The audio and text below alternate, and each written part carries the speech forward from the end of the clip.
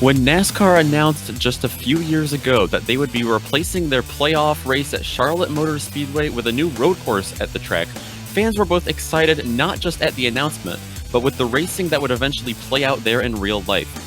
Unless those fans have been members of iRacing since before that first Roval race, or die-hard IMSA fans, they would most likely not know that Charlotte has always claimed some road course racing at their track, albeit mostly with local track day fanatics instead of Ryan Blaney and Chase Elliott. With the aid of the virtual world, we are privileged to travel back in time to what was once the road course here, which enables us to welcome you to round 4 of the Weekend Warriors Spec Racer Ford Series. Up in the booth today will be yours truly, Nick Schmeg, and I'm joined by Ryan Walker. Joe Peak will be directing behind the scenes today, and as always, he'll be using cameras provided by Dougie Beard. You'll be seeing all the action live today on GSRC via the iRacing Esports Network. While many fans here are in tune with today's Charlotte Roval, not everyone is familiar with the bumpy character and fun personality this version has. So to help you get a better look at the track, here is the GSRC lap guide.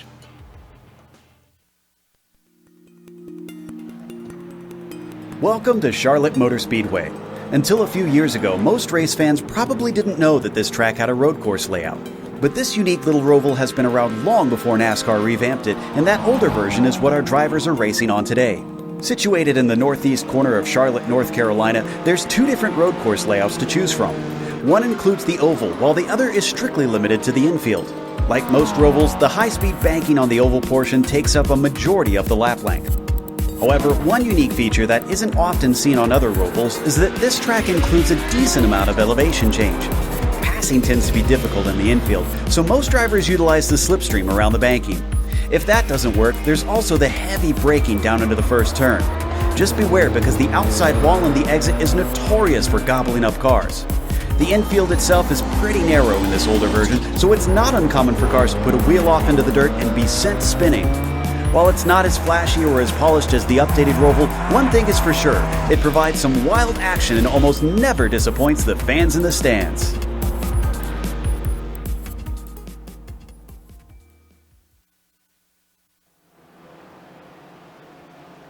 And there you see a better look at what is now known as the legacy version of the Charlotte Motor Speedway. We've got a very interesting track on hand today, Ryan, so help our viewers see, describe the track just a little bit better for us today. So yeah, the Charlotte Motor Speedway, it's located in Concord, North Carolina, and today we will be using the road course layout, and this track has 12 turns. And the length of the track is 2.25 miles in length, or 3.62 kilometers if you prefer to use that. And just a brief or a short history about the track. As we know, it hosts or has hosted NASCAR in the past, and also in the late 90s and early 2000s, it was host to the old American Le Mans series that used to race here as well. So there's been several series that raced here in the past, and it's always produced great racing. And I think tonight with the Weekend Warriors, as always, we won't expect anything less. Yeah, it's going to be very fun for sure. And as always, the Weekend Warriors series is brought to you by Sim Stickers. Whether it's button boxes, steering wheels, or keyboards, they have you covered. And now if you use the promo code GSRC10, that's GSRC10, when purchasing, you're going to get 10% off all orders for the whole season. You can find out more at simstickers.co.uk. Ryan, some of those drivers that'll be vying for contention in the championship, things are heating up as the season moves along. We're still early, though, but that doesn't mean we don't have some points to look at. Yeah, the Spec 1 Championship has been pretty close this season so far, but at the moment it's been led by Maurizio Naselli, who seems to be the man that's taking the challenge to David Gaspers. And in second place we've got Larry McLeod, and then rounding out the top 3 is Michael Dobek, who took a fantastic podium result at Donington Park last week. And then we've got Tim Van Dormelen in 4th, and then Antonio Reyes rounds out the top 5. So a pretty interesting top 5 we've got in the Spec 1 class. Yeah, a little bit of a gap, but things in the Spec 2 series, in the Spec 2 points, they got very interesting last week as well at Donington. Aaron Vageley on top, but Tom Gradwell, 29 points back. Dominique Bureau and Erwin Rotkrins, who had an outstanding race at Donington. He has found his way up into the top 5 as well. He's 45 points back. Richard Franco as well, just making the graphic 55 points out of the thing. But like I said, it's still very early in the season, so things looking pretty good as we move along here in the Weekend Warriors. We also have some race details to go over, Ryan, and I believe you've got those. So the details for this series, for anyone tuning in for the first time or is unsure about it today, this is round 4 of 12, and as always the setups are open, so you're free to change anything, but the fuel limit is limited, so you will have to make a mandatory pit stop. The race length, as always, for this series is 40 minutes, and then the points are rationed from 100 down to 25 points, and the incidence is -3 points for every 10 incidents, or 10 off tracks, whatever the case. So if you get any of them, you will get -3 points, which could affect you big time in the championship. And as always, if you make a mistake or crash the car, you will get 1 fast repair and a brand new car. Absolutely, it's what those drivers are going to have to be looking out for.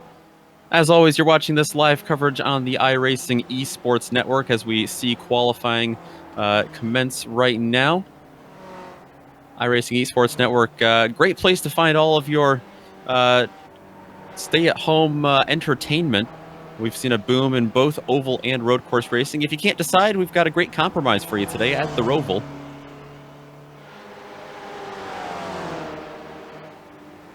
Weather always plays a factor here as well, Ryan. It looks like we've got a fairly hot track out there today. It's going to be very interesting with such banking here. Yeah, absolutely. The track temperature is 100 degrees Fahrenheit, and that could affect the grip of the track. So a hot track and hot track conditions, these tyres around here, even though the Spec Racer Ford's not really that quick, these tyres could still possibly take a pounding. And we're privileged today to bring you some extra company up in the booth. League Administrator of the Spec Racer Ford Weekend Warriors Series, Stevie Ray.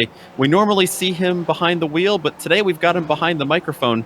Stevie, it's good to have you here, and this has to be a fun race for you to be watching, to not be in the car for. Hey guys, good to be here. Good to see everybody. We were a little bit limited on our entry numbers for the week, so I thought I haven't been able to run yet, and I asked the guys if you'd run 2 out of the 3 to go ahead and get in early, and 1 or less to give the guys a chance, and they did that. We're at 41 of the 43 available, I think, so it looks like everybody that wanted to got in, so I'm happy about that. And I thought since I hadn't run any, I would come up here and visit with you guys in the booth a little bit. Yeah, it's good to have you up here, and it's good to have the 43 drivers down on track as well. They're all putting in some great times, very competitive times here in qualifying. Miroslav Juracek on top of the board now with David Gaspers and Maurizio Naselli separated by just a whisker for 2nd and 3rd place. You can see on the left side of your screen there. Steve, one thing I do want to ask you about, you know this car better than the rest of us here in the booth by a long shot. This track is so unique, and it's got to pose some unique challenges as well. What are those challenges that these drivers are going to have to be looking out for today? The infield section gets a little bumpy at times, coming out of the corners and going through it. You got some bumpy areas to kind of watch, and that can really throw the car off balance. Then you get out onto the oval section, and they have a very strong draft capability. So somebody that's back a second and a half, or even maybe a little bit more, will pull right up on you going into turn 1, and that's when it really gets interesting. Yeah, we're going to have to watch for that draft today for sure, but you can't be so reliant on the draft that you disregard the infield section. That is going to be where you have a make or break race situation. It's going to be very interesting to see just how drivers balance their speed and their pace in the infield, as well as their drafting pack racing capabilities almost on the oval. It's going to be a fun one for sure today. 43 drivers on track. You can see Erwin Rotkrins coming off his great race last week at Donington. He's got a big toe here. That is sure going to help you in qualifying. He is currently your Spec 2 pole sitter with a little bit of drafting help there from Michael Shaw, who sits just ahead of him in 6th. And this right here, where they're coming into right now, this is my #1 danger zone I have written down in my notes. Turn 1 here is terrifying. They call it heartburn turn for a reason on the new circuit, and it is terrifying. You have to treat it almost like a street circuit because of the wall there. Yeah, absolutely. This track is sort of, yeah, I was going to say it's kind of like an American version of coming down that straight anyway into turn 1. It's kind of like a mini version of the Monaco in a way, just because of the walls are so close in the exit. So you've got to be really careful and not push too much into turn 1. If you carry too much speed, it'll just bite you and you'll end up clipping the outside wall. Just on screen, you see Maurizio Naselli. And Steve, this is something I was wondering as well with the car. The transition onto the banking here, that's got to be unsettling. That can damage the car, I would imagine, the under tray of the car. You got to be careful how you get back up on the track. Yeah, I think you'll see several cars with that right front corner damaged just a little bit. There you see him on track right now with the right front damage. That's most likely when they come from the infield section up onto the oval. Yeah, and all the aero damage here, that's not going to be great in the draft. They're going to have to be careful. Don't want to tear your car up too much. Like Ryan said, we've got a 40-minute race today. That is a long time to keep your car intact here at Charlotte.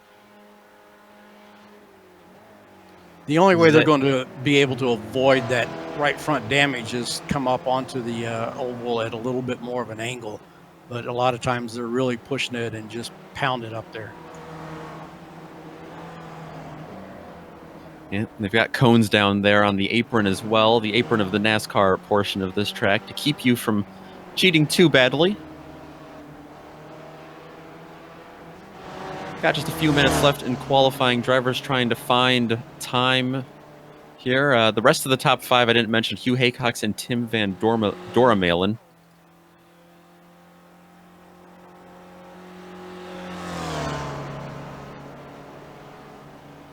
Still watching Maurizio Naselli down the back. He's all by himself here. That's not going to help him too much, but he's sitting in 3rd, so he had to have made it work somehow.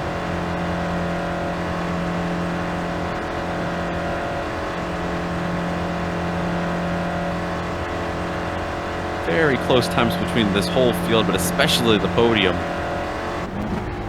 Just 6/1000ths difference between David Gasper's back to Maurizio Naselli, 2nd and 3rd. There's Gaspers now. He's got Jonathan Madden behind him. He's sitting back in 19th, but depending on how well he can get a toe here on the oval, that might bump up just a few tenths. Jonathan Madden, made his return to the series last week at Donington, and then he was having a great race for most of it until his pit stop, and unfortunately ended up having issues. And in return, we had a great battle for the win going on, and in the end, it was Hugh Haycox taking the win. A well-deserved one, I have to say, and again, seems to be carrying on that form in qualifying at the moment, sitting in P4.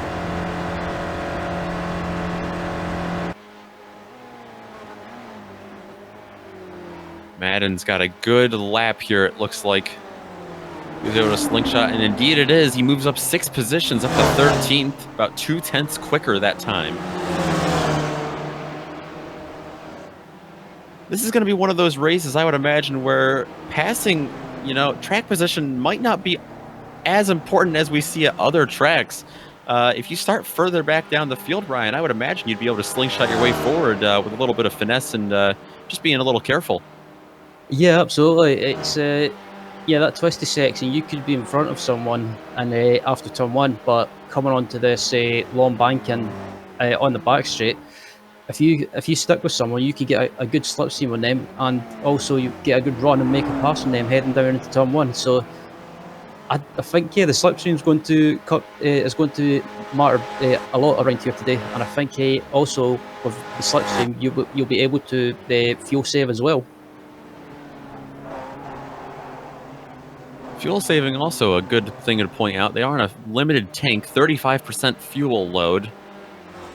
And that is definitely going to be something to watch for here, because if you are tucked behind the car in front of you, you're not going to be going as fast if you don't pull out and make a slingshot, like we see Jonathan Madden practicing on David Gaspers right there.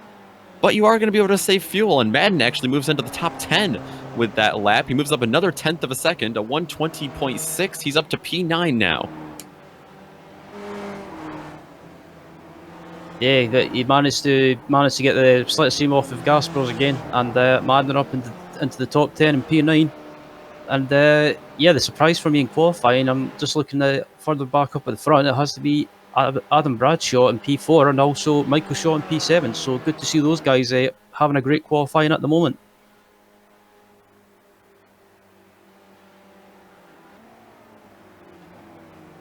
Probably just one more lap for some of these drivers. Steve, you're telling us that these drivers are not just fighting for bragging rights. There might be a little extra on the line this season. Yeah, David Gaspers put up some money for the season, and for anybody that can stay within 50 points or place ahead of him for the championship season, he's going to pay a little bit of money. So there's a little bit on the line here. Yeah, I'd say it's always nice to get a little bit of a payday for your hard work on the track. Might go into explaining such tight times up at the top of the board here. Everyone wanting a shot at that. Miroslav Juracek, your current pole sitter in the 84 car. Making his way around. Nope, no chicane there.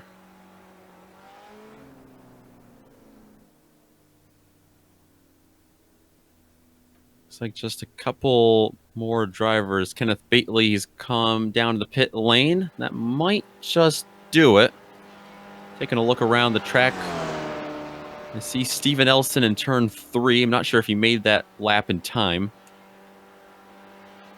But it looks like he did. He's currently sitting in 14th, but he's going to come in the pits as well. So that'll do it. Let's quickly run down our full lineup here. 43 cars. Miroslav Juracek, he's going to have the pole. He's going to be starting alongside David Gaspers in the 1.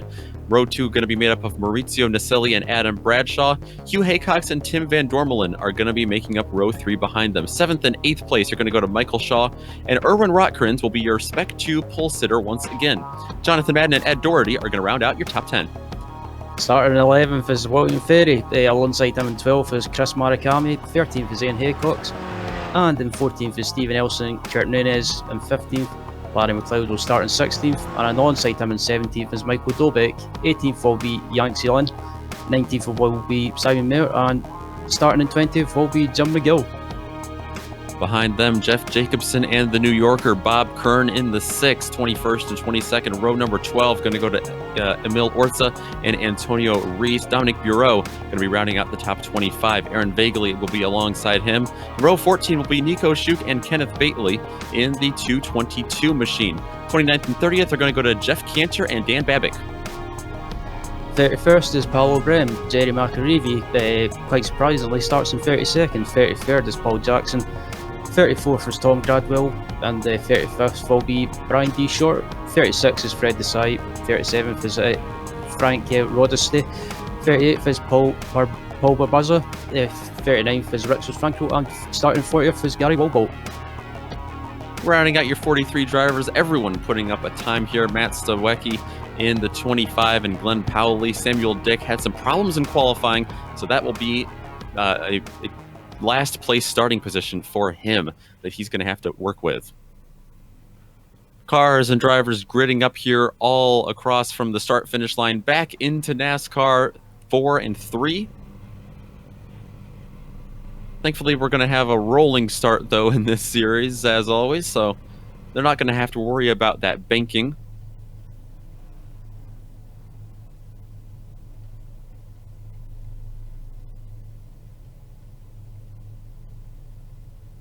All the drivers gridding up. Big field.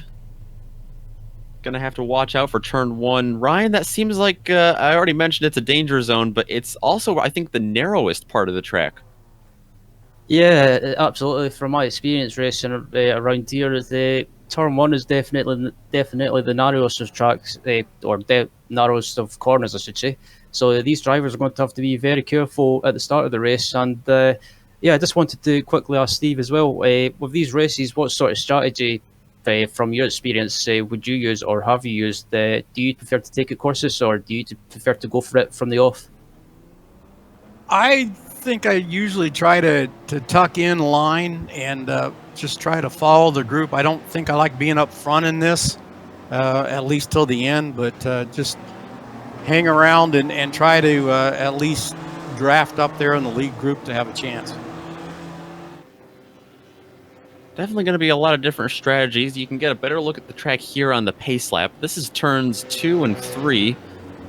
Kind of, I think that was a parking lot at the time this was scanned in the infield, so there's a big change in the camber down there. If you hit that, I guess you would call it the apron, you can lose a lot of ground here. And then here, Ryan, there's also these dirt mounds that are kind of the curbs here, but you will actually get an off track for hitting them. That's something you got to watch out for. You can't be too greedy with the space on track. Yeah, around these parts of the tracks, you've got to be very, very careful not to carry too much speed or take these corners ever so wrong, because if you run slightly wide, and we know how slippy the grass is since the updates, yeah, if you get a wheel slightly on the grass, it'll just spin you around. And this section we're coming through now, if you run too wide and hit that fence, your race is pretty much guaranteed to be over. Exactly. And then you see that harsh transition back up onto the banking here on the oval. And then there's no bus stop like there is now on the backstretch. There's no chicane coming out of turn number 4 on the oval, that is. There's nothing. It's just completely, almost like Daytona, I guess without the bus stop still. It is just a pure draft track. You're just racing on the oval here. Yeah, absolutely. As yeah, these cars are coming down the back straight now, and it'll be interesting to see what sort of mindset these drivers use at the start of the race. If they'll try and battle each other as hard as possible, or trying to stick behind each other in the slipstream, as these cars are coming up to the start-finish line now, and we should be on the way very soon. Yeah, we are getting ready to go. Maurizio Nicelli, following the likes of David Gaspers, following Miroslav Juracek to the inside. The green flag will be on his command as the pace car will pull off here onto pit road, making that sharp left turn. We're about to go racing at the Roval. You can see the cars bunching up, and there he goes, the 84 on his way on the loud pedal. The green flag is out at Charlotte Motor Speedway. Getting single file down into turn 1. Everyone's got to be careful, easy on the brakes. They get a little bit onto the grass. Clean through the first top 10. How does the rest of the field look? Yeah, it looks like everyone's made it through turn 1 without any issues. So far, so good. So everyone's been sensible. But as soon as we get onto this back straight or onto the bank, and this is where the slipstream battles will start to begin. All these drivers, you can't ignore the slipstream that you can get in the infield as well. Gaspers all over the back of Juracek for the lead. Big gap back to second, though. Nicelli trying to fend off Hugh Haycox and Adam Bradshaw. Back up onto the oval they go. And here we go. Who will lead lap 1? Is Juracek going to be able to keep the lead? You can see him, just like Stevie mentioned, kind of straddling that white line, and to the outside shoots David Gaspers in the 1 car. It's a drag race down the backstretch.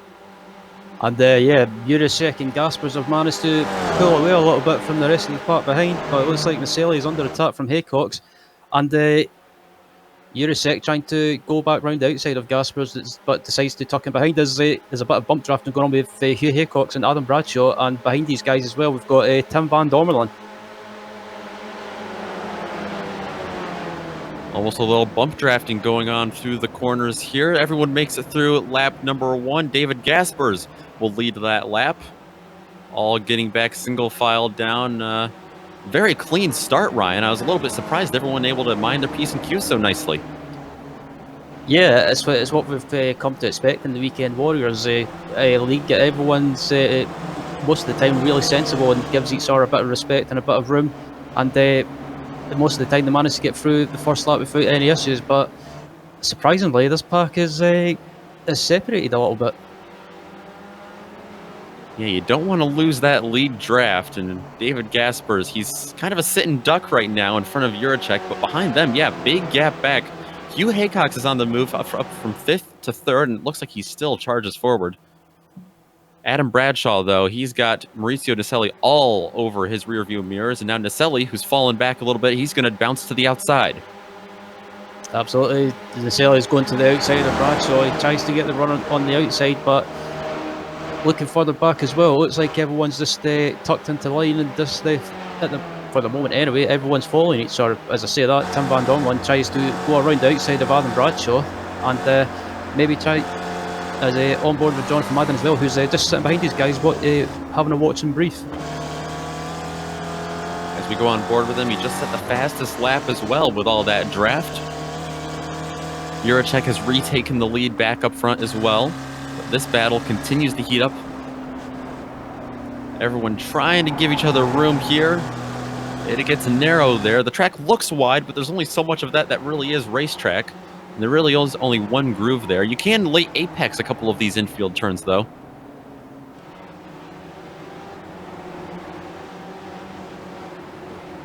Madden looks to the inside of Tim Van Dormelen, who looks to the inside of Adam Bradshaw that last turn, but they get back up onto the oval now. Hugh Haycox at the front of this. Might be a problem further back. Matt Stawicki is in the pits. Must have gone off somewhere.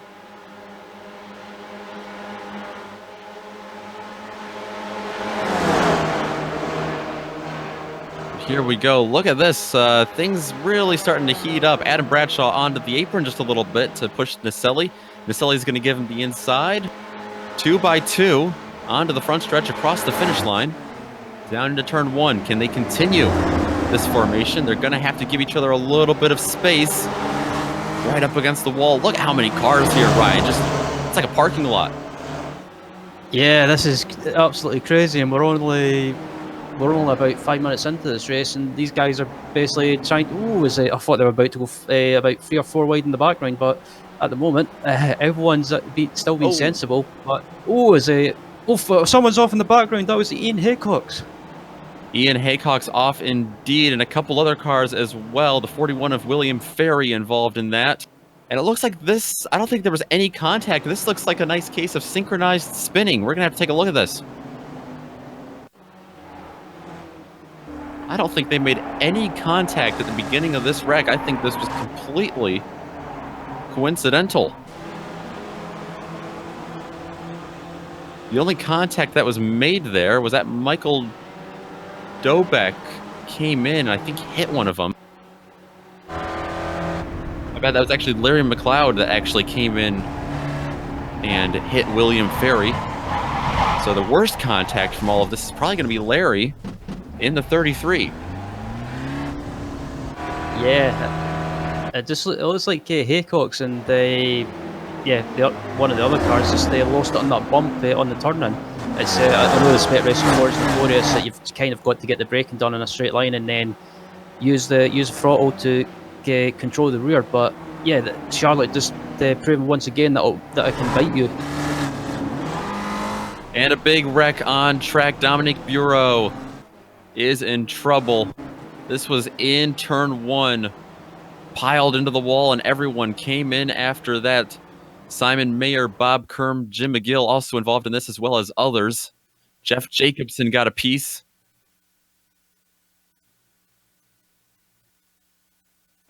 Look at this from above. This was a mess. Like I said, that's the narrowest part of the track, Ryan. That's easy to get a bottleneck through there. Yeah, it looked like Bureau just missed ran wide and just went offline and missed the apex, and unfortunately there was only one place he was going to end up in, and unfortunately that was in the wall. But on the downside as well, that caused a bit of a concertina effect, and no one had anywhere to go, unfortunately, and just everyone just plowed in. Sorry. Gaspers and Juracek continue to leapfrog back and forth for the lead, but behind them, Jonathan Madden from 9th place is moving up to lead this second group of cars. He's up into 3rd. Maurizio Naselli will follow him, then Bradshaw, Doherty, and Van Dormelen. Steve, one thing I was wondering, just another question regarding the cars. We see the two different strategies playing out here. We see a line of 5 cars, and then we see the leaders leapfrogging. One of them, I would imagine, saves fuel, and the other one not as much, but they might be a little bit faster. Which one do you think is the better way to go here? Man, it's hard to say. The two up front are probably a little quicker in the infield, so they got the breakaway. And once you break the draft from the guys behind you, then you can do that leapfrog and keep breaking away. The other guys with a line of 5 and a draft are kind of stuck with that. They can't get away from each other. Yeah, and another breakaway we might be seeing here is Jonathan Madden and Maurizio Naselli. They might have a little bit of a buffer now between them and Adam Bradshaw behind them.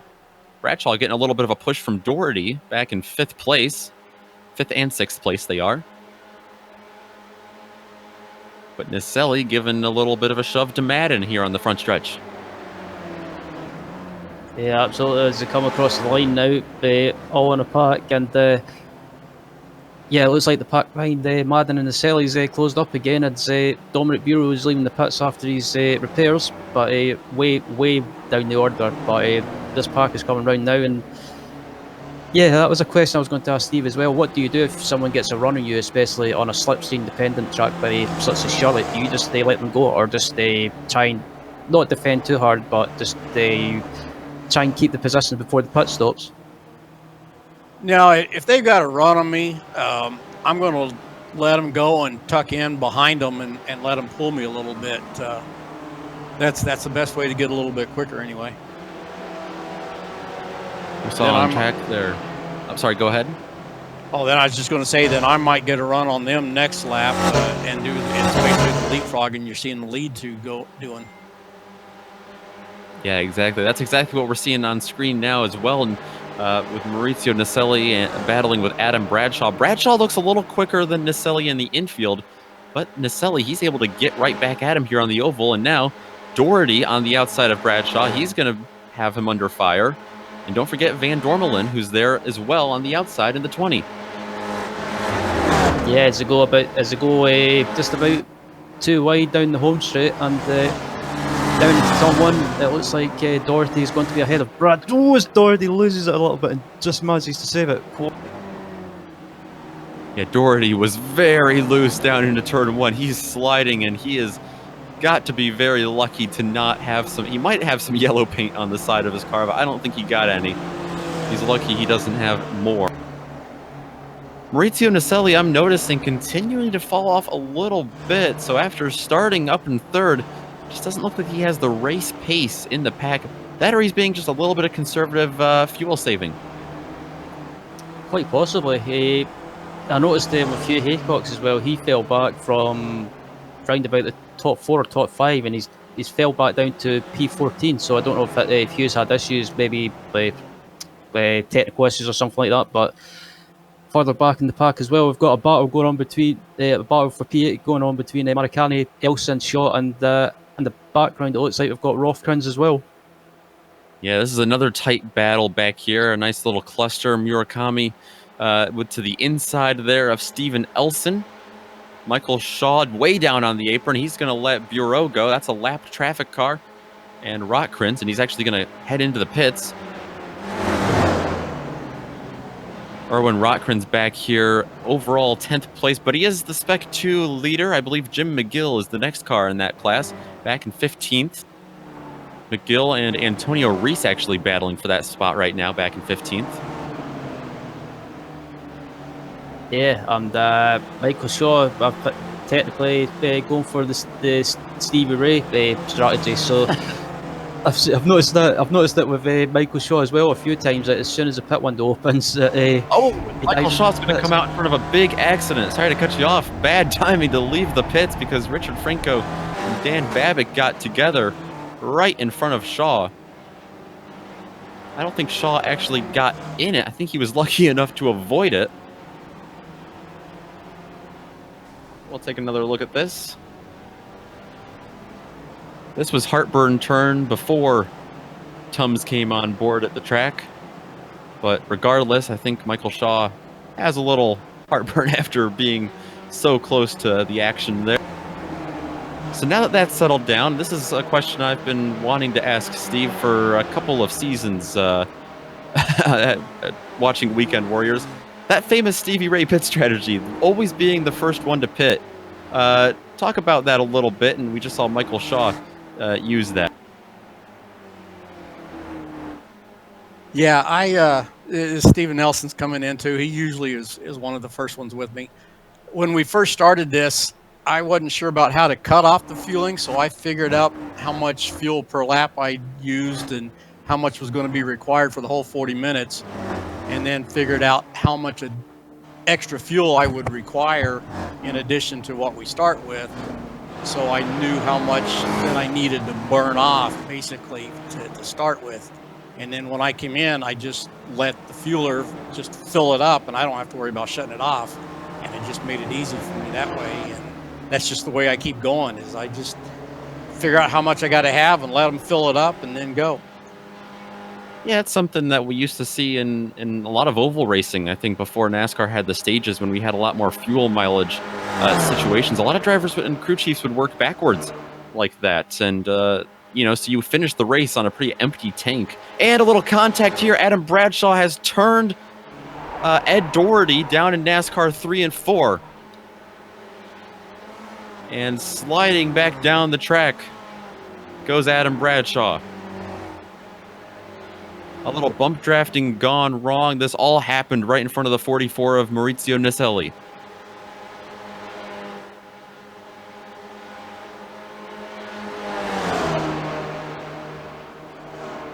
Ryan, what do you see there in this little confliction? Just looking at the replay now, and it looks, I think that was a bit silly to do some bump drafting there while you're technically turning left. Basically turning at the same time. That was a bit risky, and I think Nicelli tried to bump draft as well, but got it better of it. And that was I would say I would technically have to be Bradshaw's fault. I think that was just a bit risky trying to bump draft at the same time while you were turning. Steve, is it possible to bump draft safely here at this track, or really any track with these cars, the way they're made?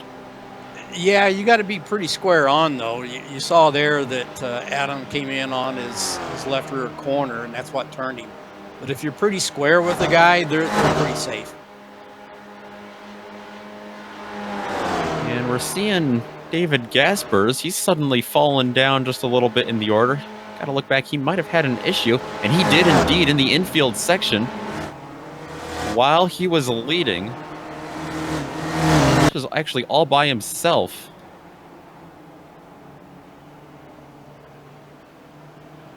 It's going to be a little bit before this, I believe. Yeah, I think it's coming onto the banking as well, and we'll see. It looks fine. He just lost on the brake roll for the bump. Yeah, he was able to slam on all the pedals there and lock himself up, which helped him from spinning out even more. But regardless, he's lost quite a bit of ground, and that leaves Miroslav Juracek all by himself with about a 1 second lead over Jonathan Madden. As they come onto the back straight now, and Juracek just under a second in front of Madden, but Nicelli and Gaspers are falling back, and Nicelli at the moment, it seems to be the person that's able to put up a challenge to Gaspers in the championship. And I think it'll be an interesting battle between those two this season if Nicelli can keep up his pace. But don't really Jonathan Madden if he does the whole season as well. Well, Jonathan Madden, he's closed in half a second on Juracek. I don't know if Juracek's trying to be a little bit conservative, maybe fall back so he has a drafting partner. He is right there for the lead. Yeah, I'm just wondering if Juracek's backed off a little bit to try and, like you say, to get a drafting partner, and also on the other hand, maybe try and fuel save a little bit as well. So interesting. If I was Juracek, I would have kept it flat and tried to go as quick as possible and try and maybe maintain that gap a little bit. Steve, I know you would have pitted by now if you were Juracek, but if you were all by yourself out there in the lead, do you think you would have stayed out and just ran it flat out until you had to come in? Possibly. Out in the lead, it's kind of hard to come in early like that, but it's hard to say. I probably would still have come in early. That's just my thing. Watching a little incident by Brian Short here, driver from the Northwest Club. He was back 24th and just locked it up. That's a good way to go off, though, in turn 1, I'd say. Don't have any contact with the wall there. Just able to get it back going. Just lost some time, but he could have lost his whole car. Yeah, also it's a good thing it brought up as well. Brian is a first responder as well, so, and also that's what his livery relates to as well. So it's good to see that.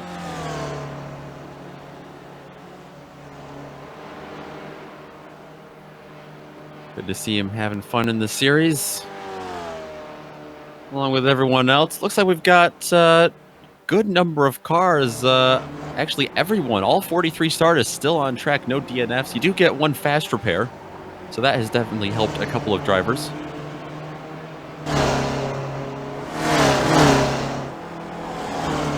David Gaspers and Maurizio Naselli, that second group of cars now, vying for a podium position before their pit stop. This is, they have not come in yet. I think the top 18 has yet to come in the pits. So still a lot of drivers that are going to see if they can take this even further.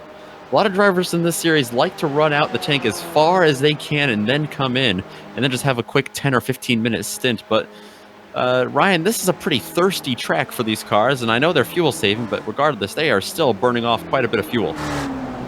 Yeah,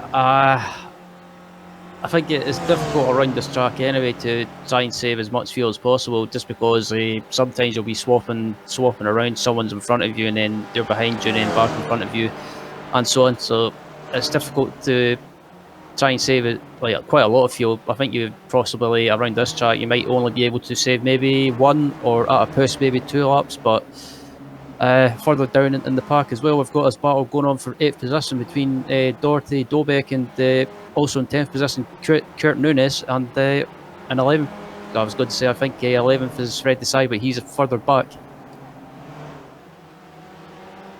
Yeah, Larry McLeod is in that group, but he is a lap down in 36th after his incident. And Ed Doherty involved in a little incident earlier. Good to see him still running in the top 10. He didn't lose too much ground, apparently. He's still here. Michael Dobek getting a little bit of a toe off him. And Kurt Nunez, big race for him. He's had a quiet race, coming from 15th to 10th.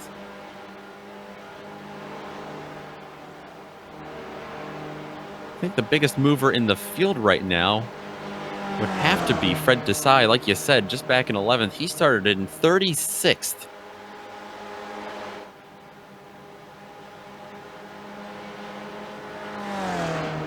I don't think there's a single scratch on that. Yeah, I was going to say, and also a clean car as well, and no dents in it. Quite surprisingly, considering the issues that other drivers have been having as well. But Fred Desai is right behind the Honey Monster, Jim McGill. So, and Jim McGill also, his livery relates to Honey, I believe. So yeah, I prefer to call him the nickname the Honey Monster. So hopefully he doesn't take offence. If he does, I apologise to him.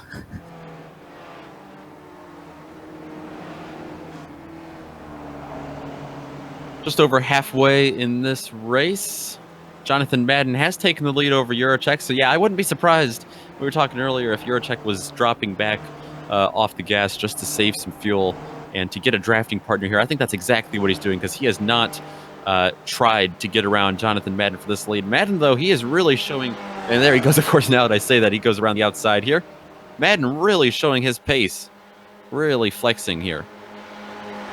Yeah, considering that Jonathan Madden has been away from the SRF for, I'm not sure how long, but he's been away for a while anyway, and to come back and be straight back on the pace in the SRF after some time away is some going, but at the moment he's putting the leader Juracek under huge pressure.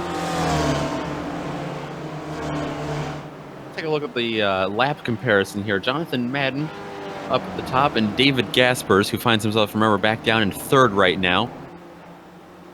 Looks like Gaspers, well, that's pretty close.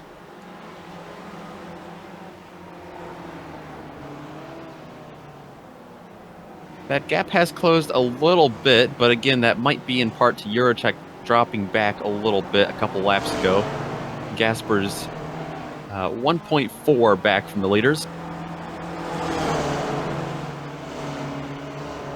Maurizio Naselli has found himself back in 4th place, so he fell back to 7th or 8th at the very beginning of this thing, and a couple drivers had fallen to attrition. He finds himself back in 4th, but not quite directly in the tow of David Gaspers. So these are two drivers. They're not working together nearly as much as Juracek and Madden are. Yeah, and also I was just looking as well. Gaspers is starting to close that gap down to the top 2 in front quite quickly as well. And it looks like Gaspers is on the infield section anyway is slightly quicker than Naselli. So that seems to be as Juracek has dived into the pits. He has indeed. He's the first of our leaders to come into the pits. A long, slow 45-mile-an-hour pace down the NASCAR pit road here, and all the way up at the front. He's got a nice view of the Porsche, he's having a bad day.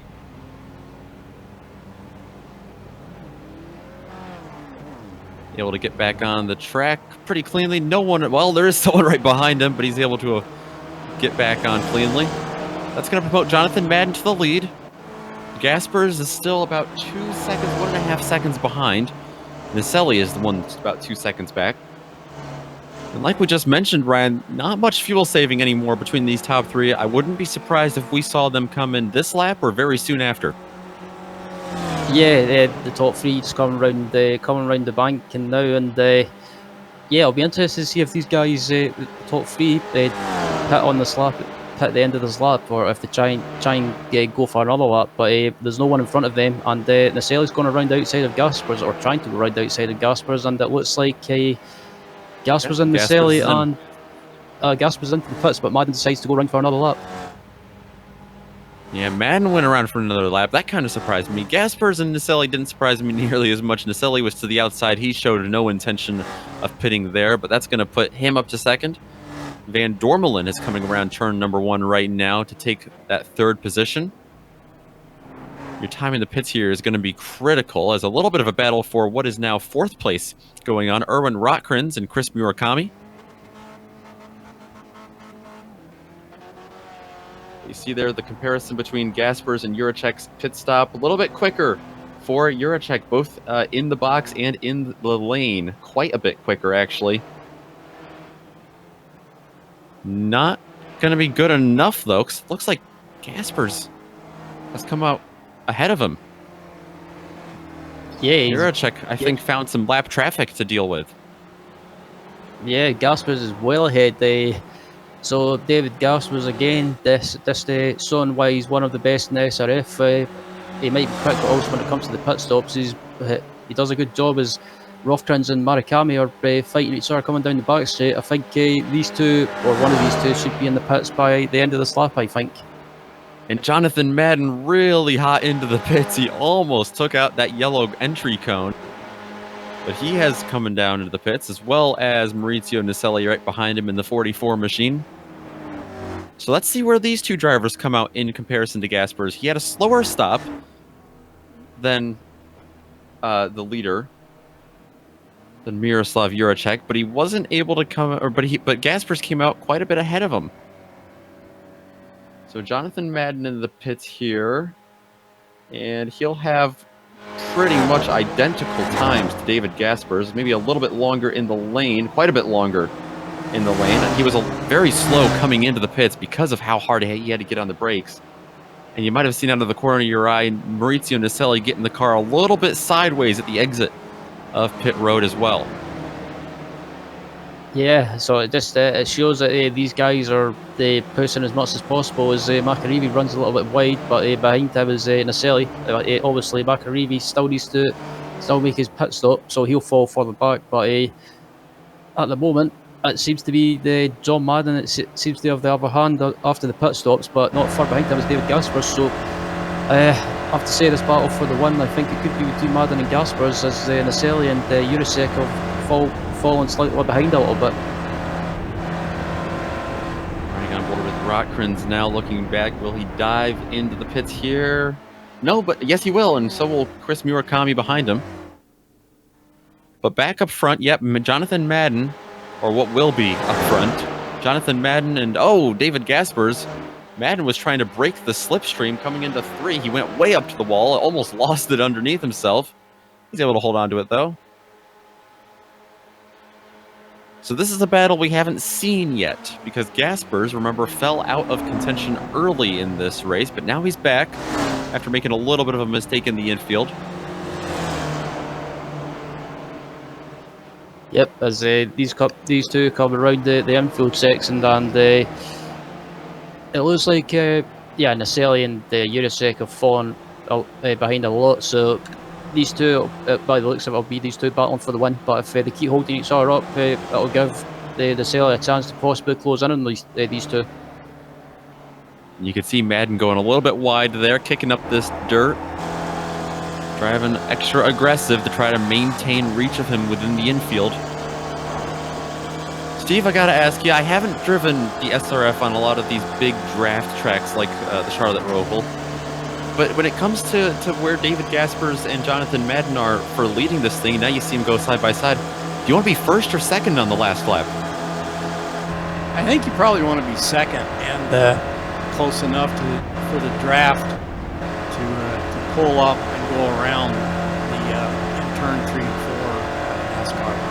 But I think if you're leading, you're kind of a sitting duck for the last turn pass.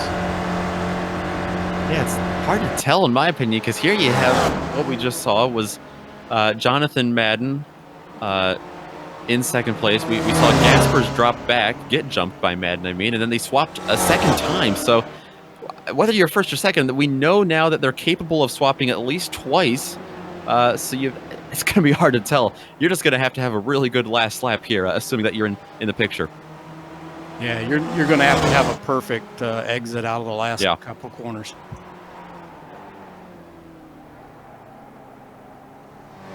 So that's the battle for first. Meanwhile, Maurizio Naselli all by himself back for third.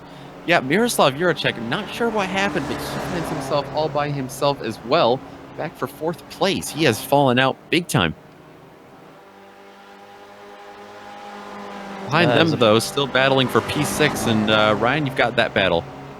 The battle for P6 is going on at the moment between Van Dormelen and Michael Shaw, and Michael Shaw's been having a pretty quiet race. He's not had any issues from what I've seen so far. He's just been keeping quiet and just keeping out of trouble. And at the moment, I think I stand to be corrected, but if he finishes where he is at the moment, in top 6 or top 7, I think that will be his best result of the season so far, or one of his best results of the season. Oh, a little bit of contact there between Dormelin and Shaw. Gotta hold on to it, but of course you want to be extra aggressive here at the end. Less than 10 minutes left now. I don't know if the bump and run is going to work on, I guess this would be a super speedway for these cars. I think your best bet is going to be, like Steve said, to wind up for that slingshot on the last lap. Yeah, quite possibly. I don't think a bump and run would work in the SRF, but considering how light the car is, I guess if you tried that, you'd probably just get rolled over most of the time. But yeah, these guys have been battling pretty much, or close together pretty much, after the pit stop, and Shaw at the moment tried to do a bump and run, and that just about went terribly wrong. A little bit of a gap now between Van Dormelen and Shaw.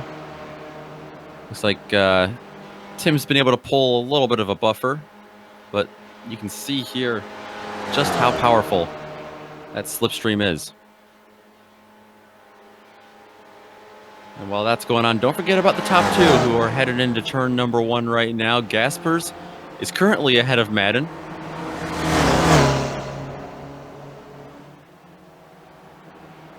I don't know, Ryan. I don't know if you want to be right where Gaspers is now or where Madden is, but regardless, you got to be perfect here. And you see a little bit of a slide. I think Madden's better in the infield section, and I don't know if he's as quick on the oval, but he's definitely aggressive.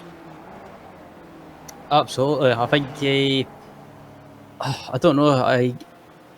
I don't know if you want to try and go for it as soon as you get onto the banking and try and get a slip through and get by. I think after the banking, when you go flat, if you're still in the slip scene, that's when you make the move and try to go around the outside or on the inside and try and hold it. But yeah, we know how good David Gaspers is in the SRF, so I think Mr. Gaspers might have a few tricks up his sleeve.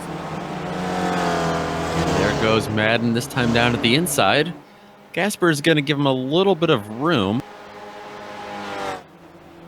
And a big problem back in the infield. That's the 76 of Fred Desai, our hard charger of this race, and he's going to fall back and lose some positions here. Let's see what happened. Didn't catch this one. The replay is on the screen now, and is it going to be the bump? Yeah, he gets caught out in the bump and just loses the car and has to. Ooh, as Jerry McAreevy just managed to avoid him, and yeah, that was good. Good awareness from Fred as well. He managed to get it off the track and not cause any issues for cars coming by. Definitely had to have some heads-up driving there. As the leaders continuing to go back and forth, but this time in the infield, Gasper's sliding the car around just a little bit. They are trying to get every inch of track out there. Madden tucked up right underneath them as they come back onto the oval. Now he shoots to the outside, but he's not going to have the momentum. He's going to try to come back down into the groove and get the slingshot done. Let's watch this. He's going to go to the inside. So now is Madden going to be able to back off a little bit and try to slingshot him before the finish line? That's going to be the key on the last lap. Yeah, it's one of those situations. It's you've got to make a choice. What do? Do you sit behind, or you going into the last lap, or do you try and go for a move straight away? It's I don't know what I would do. And there you saw Gasper's definitely had the oomph to get around him. So he's there. We've got 5 minutes and 20 seconds left. Still a battle going on for 6th place. Michael Shaw currently, he just got around Van Dormelen on this last lap. They are in a pretty much identical situation. I don't know if they even know what their strategy is going to be on the last lap. Yeah, it's one of those things. I think anytime I've raced in the SRF and there's always been a slipstream battle, I try and, with maybe 2 or 3 laps remaining, I try and plan what I'm going to do. If I get close to someone, I try and stay behind them heading into the last lap, and then if I'm heading into a straight onto the straight on the last lap behind someone and I'm really close, that's when I pull the trigger and pounce. They're going to have to pounce all right. The question is going to be who is going to be the prey. They're side by side for the lead, just like they're side by side back there. Gasper's on the outside of Jonathan Madden.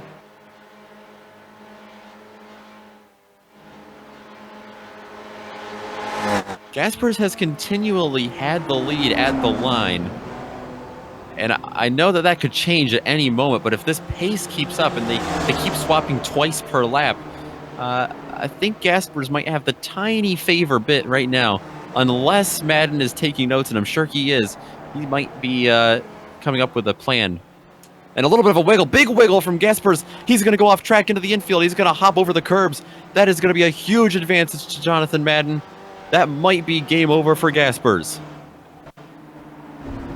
Yeah, as going to the replay now, and oh, that was unfortunate for David. He just lost it. I think he just clipped that grass a little bit, and like I mentioned before, that grass is so slippy, and unfortunately got sideways. But David luckily managed to hold it as he come round this mini banking, and yeah, Gasper just lost it, clips the grass, and has to go off track, and he got some big front end damage after going over that bump.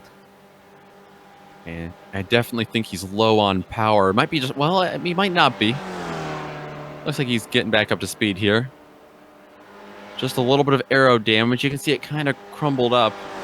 Yeah, in terms of speed, pretty good for Gaspers. He's going through the turn right now.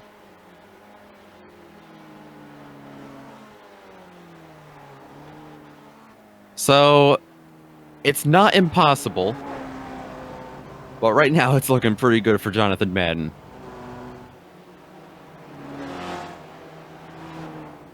With that, let's turn our attention back to 6th place. Michael Shaw and Tim Van Dormelen. Michael Shaw continues to lead this one. Same situation here. They kind of swapped twice this past lap around.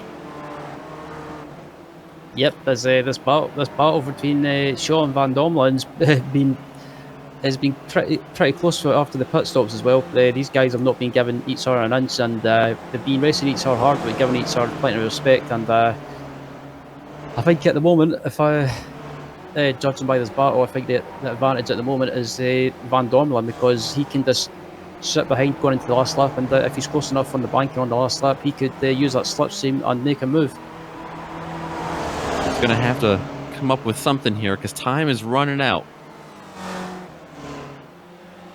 I think they're just going to have 2 to go here. It depends on where Madden is. It's going to be close. He's also got lap traffic ahead of him that actually helped him get a little bit faster. That's about a 5-mile-an-hour advantage he got with that lap traffic from Simon Mayer and Yuangzi Lin. And with 1:16 left, I'm not sure where we stand on the last lap. Looks like 2 laps to go. I don't think he got it quite in time. But Steve, the one thing I'm wondering about is fuel. Sure, they came in, but these drivers, they have not had nearly as much draft help in the second half of this race as they might have anticipated. Do you think these drivers are going to be struggling with fuel here late in the race? Yeah, if they fueled light, counting on some draft that they're not getting, we could very well see a few of them run out on the last lap.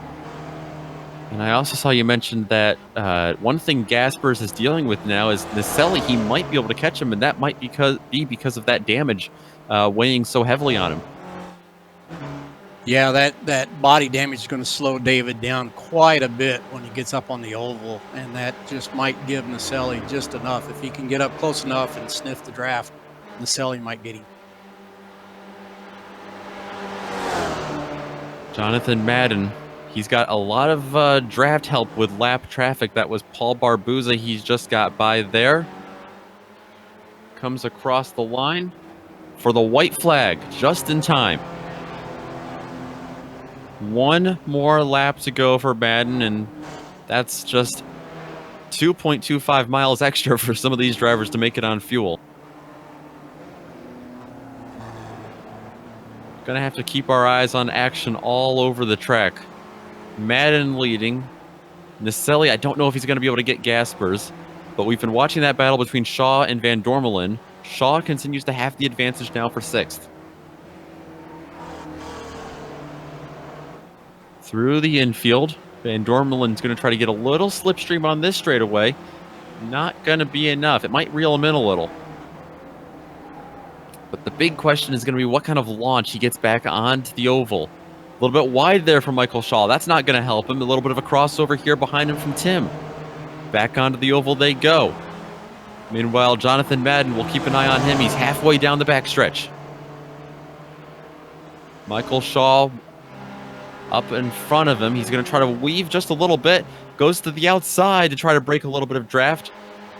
But Jonathan Madden, everything turned in his favor today, and he put on a heck of a show and a heck of a drive. From 9th to 1st, he's going to get the win at Charlotte Motor Speedway. No one's going to catch Gaspers for 2nd. Naselli's going to finish 3rd. But jumping back to this battle for 6th, Van Dormelen has passed Michael Shaw, and I don't think there's enough for Michael Shaw. In fact, he might be running out of fuel here towards the end. So that is how that will figure out. Van Dormelen will get ahead of him. Back in 11th, Hugh Haycox in front of Antonio Reese and Adam Bradshaw. They're going to be 3 wide at the line. Antonio Reese just going to have a nose ahead of Adam Bradshaw. And Hugh Haycock's behind him. I think he's also running low on fuel. Jerry McAreevy, who qualified poorly, back in 32nd. He's gonna finish strong though. Jim McGill, again, half a car length over him. That was back for 15th. And I think that is going to be all the battles we have to finish on the lead lap. So a couple drivers running out of fuel, but a couple drivers finishing very strongly. Definitely Jonathan Madden, one of them, getting the win. He's even got enough fuel to do a little bit of a victory lap here. But that'll be it from us today at Charlotte Motor Speedway. We've got full rundown of results and driver interviews when we come back.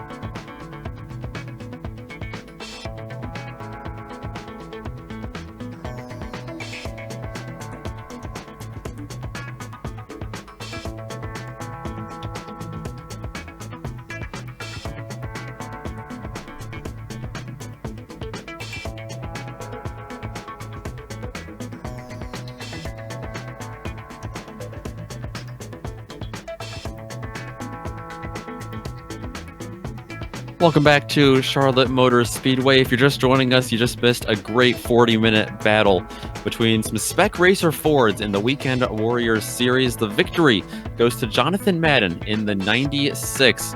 The New England driver, Big Gas, and Sully rounding out your podium 7 seconds back. Miroslav Juracek, your pole sitter, he's going to wind up in 4th, and Steven Elson will round out the top 5. Behind them, Tim Van Dormelen, Michael Shaw, Michael Dobek. Erwin Rotkrins is going to get another Spec 2 victory over Antonio Reese. Finishing 11th was Adam Bradshaw, 12th was Hugh Haycox. Chris Barrichelli finishes in 13th, Kurt Nunes in 14th. Jerry McAreevy finishes in 15th with Jim McGill in 16th. 17th is Bob Kern, 18th is Elmer Orza, 19th is Kenneth Bailey, and rounding out the 20 is Aaron Begley. Behind them, just 4 more drivers on the lead lap. That was Paolo Brem, Gary Wolbott, Brian Short, who had a big incident, and Tom Gradwell. Behind them, quite a few drivers that finished at least 1 lap down. Well, we've got some drivers to talk to, and I think we all know who we have to start with. It is Jonathan Madden, the victor today. And John, we were so proud of you. We brought in your boss, Stevie Ray. Oh, Stevie Ray, how are you, man? Yeah, that was a lot of fun. Hey, John, good race. Just want to congratulate you and tell you a great race, bud. And I'll turn you over to the professionals. Thank you, Stevie. Well, John, that was a great race, but starting 9th place, talk about your drive forward today. It looked like you were just on rails out there. Yeah. Qualifying was a bit of an issue. I went out and everybody I paired up with ended up crashing in front of me, so I had no draft partner, and David came out and helped me out, and he ended up crashing himself. So the qualifying didn't go that hot. But yeah, I managed to hang in there for, whatever it took, maybe 5 or 6 or 8 laps, and finally got up there to David Miroslav, and and there we went. Yeah, it looked like you had a great pit stop too. I don't know if you expected to come out where you did in front of David there. Yeah, I wasn't sure. I think he pitted either the lap before or 2 laps before. I wasn't entirely sure he was going to come out, but I was happy to see him behind me. He was close. As soon as I came out, I was like, oh, he's going to be close enough to hang with me, and that's what we did. That's what you did indeed, until it looks like he had a little bit of an incident. I'm sure you would have liked to race it out, but I'm also sure maybe a little bit of relief when you saw that you had a little cushion there at the end. He had a couple issues there during the course of the race, and he was just having a tough time with that corner. It's very difficult. So yeah, it was sad to see him go. But then when he did, it was like, okay, I can just, I was trying to plan my strategy and figure out exactly what was gonna take place at the finish. It's been a couple years since I've raced at this track, so I wasn't entirely sure what I was gonna do yet. So I was mapping it out, but all for naught, just cruised home, and that was that. Well, despite not racing here in a couple of years, you made it look like this is one of your home tracks. So the way you had a great drive today. So congratulations on that. And before we let you go, is there anyone you want to give a thank you or a shout out to? No, I just want everybody to be safe and love their families and their friends and take care. Absolutely. Congratulations, John, on today's victory. Hope to talk to you more in the booth. Thank you. That was Jonathan Madden again, your winner, and finishing just short of another victory today. Ryan, you've caught up with David Gaspers. Yeah, David finishing in second place, but was also close to the win, and unfortunately had that issue in the closing stages. David, that looked like a fantastic race between you and John, but yeah, that was just hard luck in the closing stages. What happened? Okay. Okay, I can hear you now. Yeah, we were just saying, David, that was a great race between you and Mr. Madden, and unfortunately you had that issue in the closing stages and got that damage. But apart from that, that was a fantastic battle between you and John. How was it from your perspective? Yeah, I actually had a couple of incidents with race, but that one at the end was a bit annoying. But yeah, it only decided the race a bit earlier then. I'm not sure if I could have beaten him. I didn't race this layout in more than a year as well, so neither of us had any idea where to position ourselves for the last lap. So I guess it would have been a bit random. Yeah, I have to say, you guys in the early stages seemed to be working. Well, you weren't fighting too hard. Was there a plan in place? Was it just kind of just work together in the early stages and pull away before the pit stops, and then after the pit stops start fighting a bit harder, or what was the plan? Somehow Miroslav and I had a gap of 2 seconds after the first lap to the third place. I have no idea how that happened, but yeah, so I tried to stay in front of the others, working together with him without letting them catch up. That worked well until I spun in the same corner as in the end of the race. So yeah. Well, hard luck, okay, David. But I'm sure you'll be back to winning ways. Are you planning to do the rest of the season, or are you just planning to race when you feel like it? I was planning to do the rest of the season except for Brands Hatch. I actually wanted to drop this week, but I wouldn't reach 9 weeks then, so I had to do this race. Good stuff. And yeah, before we let you go, David, is there anyone that you'd like to give a shout out to, especially the Mr. Weekend Warrior himself in the booth? Yeah, thanks, Steve, for organizing all the league and putting up the sessions every week. Hey, congrats, David. It's a good race today. I know you wanted the top spot, but good race, bud. And I know you got a little motivation to finish the 9 races of the season, see if anybody can challenge you. So yeah, thanks to you. Thank you. And there's David Gaspers finishing second today at the Charlotte Motor Speedway. I believe that's all we've got in terms of interviews. But before we sign off for today completely, Stevie, is there anything you want to wrap up with today? It was great to have you in the booth. Thanks, guys. I appreciate it. Had a lot of fun. Enjoyed seeing a little bit of the behind the scenes and what you guys do. It's you guys do an awesome job. Great to have you here, and it's always a privilege to be in the booth anytime, but especially for the Weekend Warriors. I don't think we've had a boring day when we get to broadcast this series, but we want to give a special thank you to everyone who came out today for the 4th round in the SRF Weekend Warriors series, including all the drivers who put on the show for us today. We'd also like to thank SimStickers for sponsoring today's event. Don't forget to check them out at simstickers.co.uk. An additional thanks to all the amazing companies that provide the software and hardware that we use to create a GSRC production for you. you. We also, of course, want to thank the very talented June Lalonde, who provides our music. See the screen for more on how to get a hold of more of her great work. Thanks to the team today in the booth, Ryan, Steve as well, Joe, and Dougie. Don't forget to check out the GSRC on social media. You can do that at our website on globalsimracingchannel.com, on Twitter at GSR Channel, on Facebook, Global Sim Racing Channel, on Instagram at GSRC_Graham, and of course, on our YouTube channel. Head over there. If you don't want to miss a second of racing, hit that big red subscribe button so you can see all those notifications flood in. Make sure to join us and the PRL NASCAR Cup Series tonight at the Last Great Coliseum at Bristol Motor Speedway at 8:50 p.m. Eastern. But to see more of today's great racing in the Weekend Warrior Series, we're going to be back next Sunday, same place, same time, round number 5, another original scan, the Legacy version of Silverstone. Finally, with all that being said, thank you so much for joining us on the broadcast today. And until next time, race clean, race hard, and we'll see you on the track.